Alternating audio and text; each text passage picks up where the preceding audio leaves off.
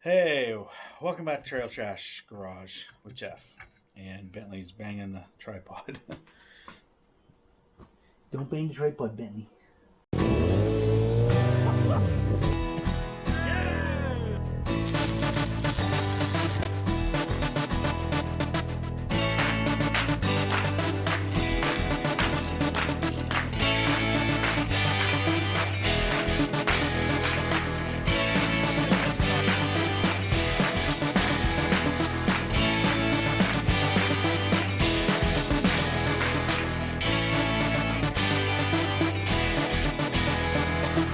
We're in Canada because A boot! Not a boot. Sorry. Welcome back to Trail Trash Garage with Jeff. And, frustrated. So just a quick recap. Yesterday we spent all day out here working on the DRZ project. And a viewer sent in an OEM stator. The stator was bad, but the pulsar coil tested good.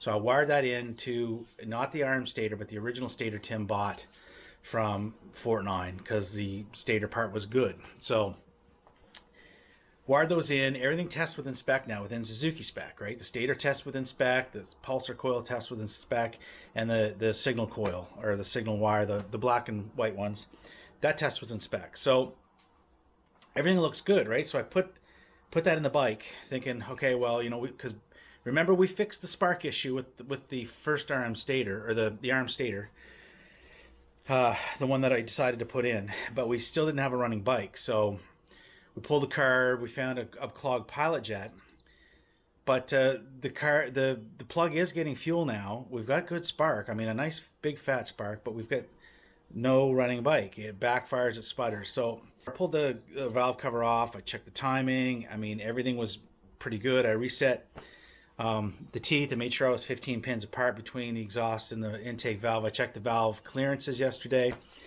and I mean, the only thing that's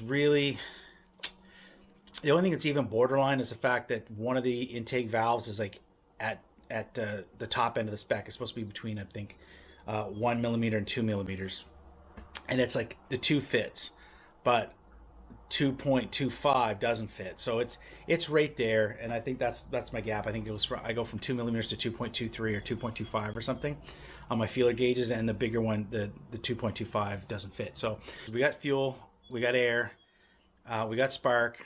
The only other two are timing and compression, right? So hence the checking the timing. The cam chain could be a little stretched, maybe. That's the only other thing is when you set the exhaust cam on 2, it's just slightly like one. It looks like it's half a tooth is too much and half a tooth back is too little. So it looks like there just isn't it's not dead perfect on the T mark. Anyway, we're talking like, geez, like maybe not even half a tooth. So I don't think that's the issue.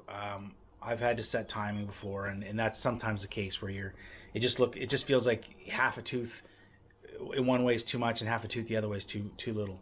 But you're within the ballpark, close enough to get a running bike. I don't think it's that. So back on compression. So I don't have a compression tester. I think I mentioned this later or yesterday in the video that I blew the shredder valve out of mine.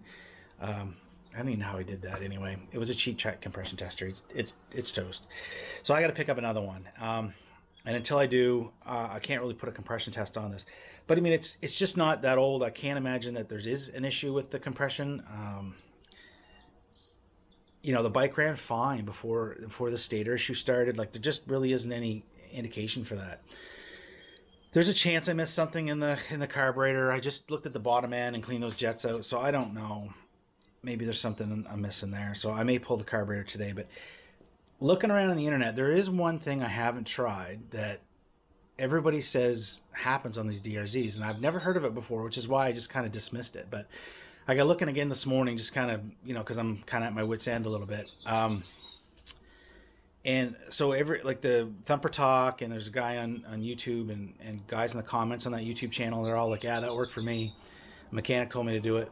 And basically it's pull the plug, put 20W50 down the plug hole, empty the carburetor so you're not putting any fuel in, and just lay the old ether or carb cleaner or whatever you got, combustible quick start at it, and that'll fire it up. And then once you're good, once it gets going, you're fine. So apparently, you know, if the bike gets laid up for a long time, like this has been, then the rings kind of get stuck, I guess, and they don't make a good seal, which would cause a low compression number. And I know I should have a compression tester. I should go borrow one or buy one or something, but I'm gonna. But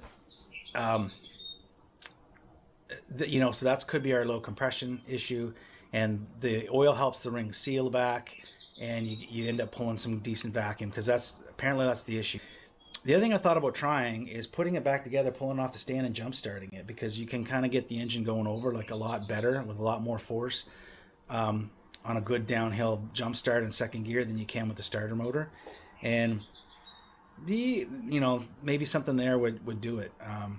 I've seen other videos of DRZs and other similar bikes that won't, just having a starting issue with the starter, just won't seem to catch it, but you know, they jump start and it takes off. So I know I'm grasping at straws here.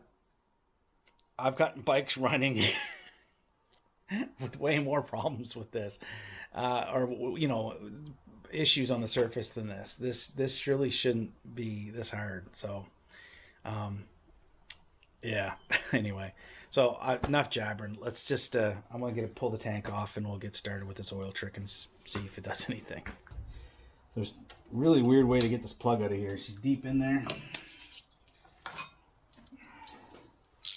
You kind of gotta get in here.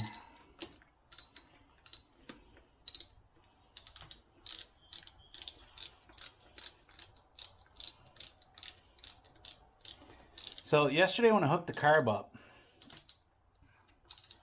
for the last time, it's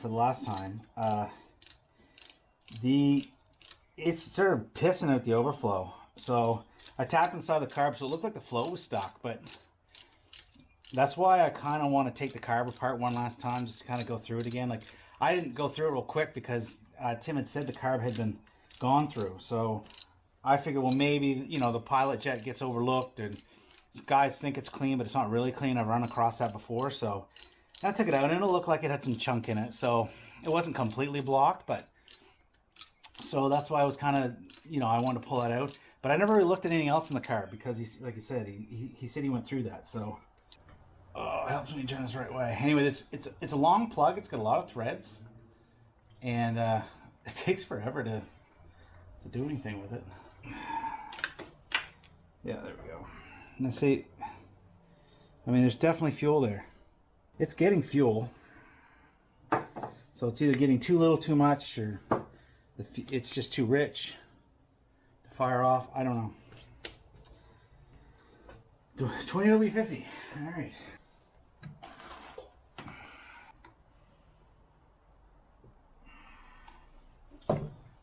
Alright, so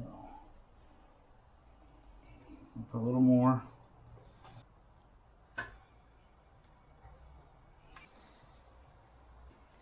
I did check the gap on that.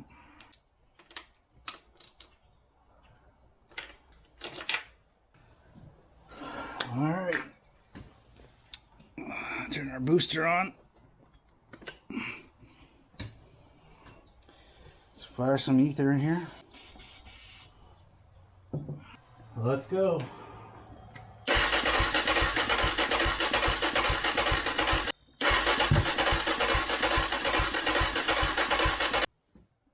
I don't know. Doesn't sound like it's gonna go to me.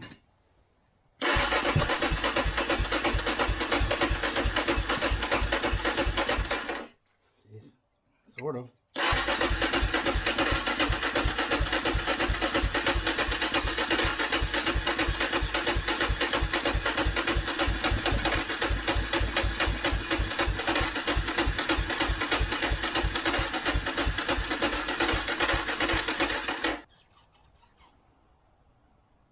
Yeah, I don't know. I guess I'm going to pull that carb out again. Yeah, so we still have a non-running bike. You know, because we got spark, I'm going back to the carb, and so just kind of cleaning things up and looking everything over. And I noticed this was pinched. So you can see this right here. I should have had you guys on, but it doesn't look like it's ripped because I can't see any air through it or sunlight through it. but that's probably not good because it may have been restricting the slide's movement. Like, I think it's still okay. So we're gonna just clean it up and reassemble it. I can't imagine that this is gonna fix it, but I wanted to just double check. I'm not gonna mess with the, I won't mess with the, that seems pretty low. So it looks like a pretty rich, but I don't know, I don't think Tim changed any of this stuff, so I'm just gonna leave it. So let's just get this back in here. I know the trick is gonna be to get this back on there and not pinch that rubber again.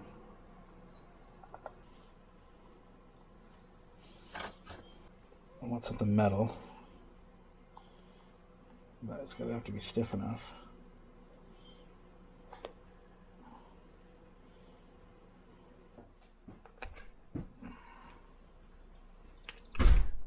May have done it. May have done it. Which you could tell, which you could look inside and see.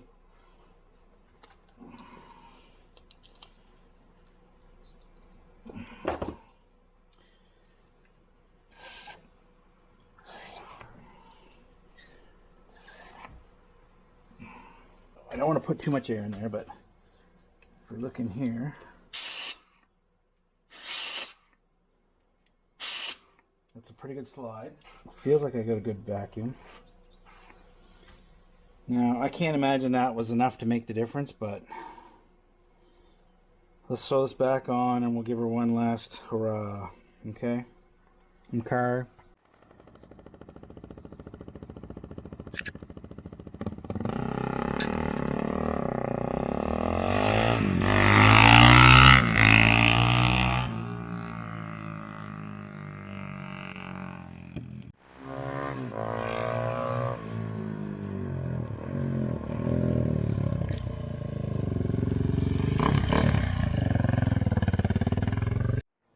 For a quick update, as you can plainly see, the bike's got spark.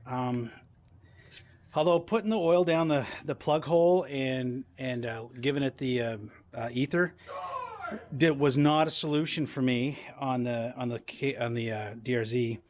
It kind of got me thinking about that and the fact that my old XT500, like, sometimes it just wouldn't go.